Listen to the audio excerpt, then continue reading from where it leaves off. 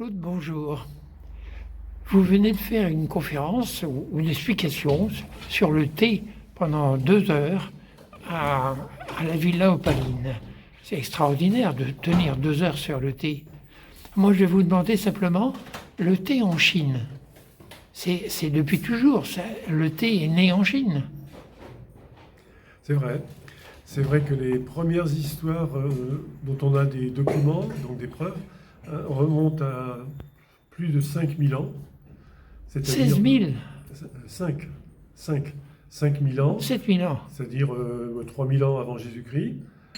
Et en particulier, alors, anecdote ou légende, ou vérité, on ne sait pas trop, mais on raconte l'histoire d'un pharmacien qui testait des produits sur lui-même, donc c'était quand même à reconnaître, et il essayait tout ce qu'il trouvait dans la nature, que ce soit des feuilles, des racines, des tiges, des graines, des fleurs, pour les consommer crus, pour les mettre en infusion, en décoction, etc.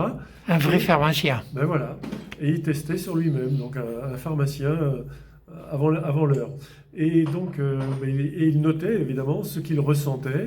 Et après, il vérifiait, pour que ce ne soit pas une seule fois, donc avec toute la démarche scientifique. Et donc, Shen Dong avait la particularité de pouvoir effectivement faire ce travail. Et c'est lui qui a lancé pour le premier l'utilisation du thé. Et vous remarquerez que c'était une utilisation du thé pharmaceutique, et non pas comme c'est devenu par la suite pour le plaisir. Donc, c'était le démarrage de toute l'histoire du thé, qu'on va retrouver ensuite dans l'histoire des différents empereurs. Oui, parce que le thé était réservé aux empereurs. Oui, c'est ça, à partir d'un certain moment. Parce qu'avant qu'il gagne la cour, il a fallu qu'il fasse ses preuves. Et il a fait ses preuves, en particulier quand on a commencé à voir apparaître dans des documents que certains seigneurs de Chine, quand ils avaient des suzerains, ils leur demandaient chaque année de payer leur impôt. Et on a commencé à voir apparaître dans les impôts, non pas des taxes, mais il fallait qu'ils payent avec du thé. Donc ça montrait que le thé avait pris effectivement de l'importance. Donc comme ça, en France, ils payaient avec le blé. Voilà, c'est ça.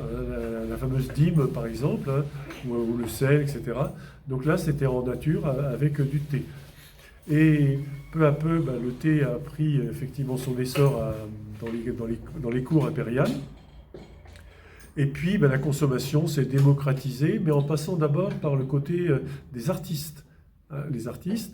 Et il y a un empereur qui a décidé aussi que si les artistes voulaient avoir toujours une aide, on appellerait ça à notre époque une subvention de la part de l'État, de l'empereur, il fallait qu'ils abandonnent un peu l'alcool et qu'ils consomment plutôt du thé.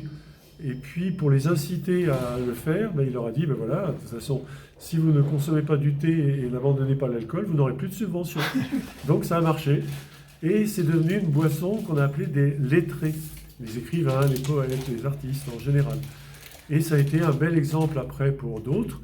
Et puis peu à peu, c'est entré dans les mœurs, alors pas de tout le monde en Chine, parce que ça avait quand même un certain prix, puis il fallait le temps, il fallait les outils, surtout pour la cérémonie du thé, donc c'est resté assez confidentiel, mais peu à peu ça s'est étendu.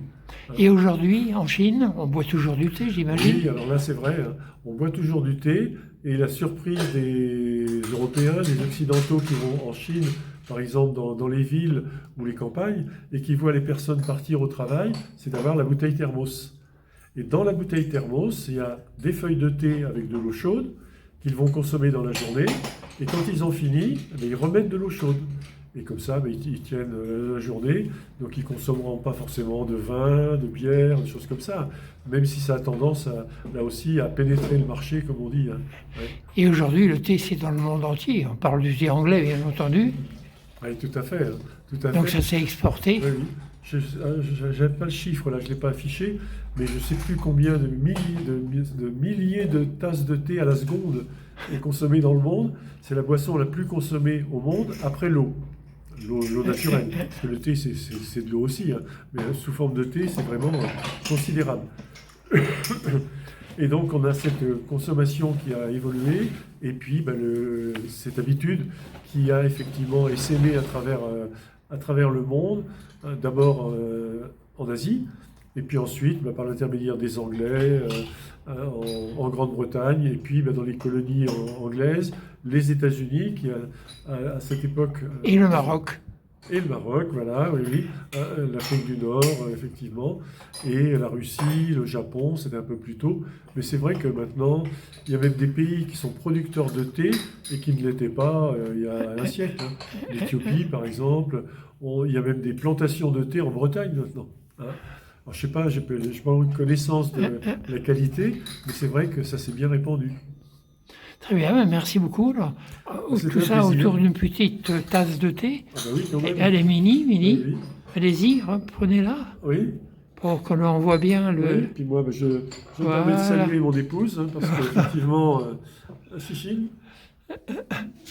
Hop là, voilà. Et bonjour Chichine, alors. Bonjour. Merci.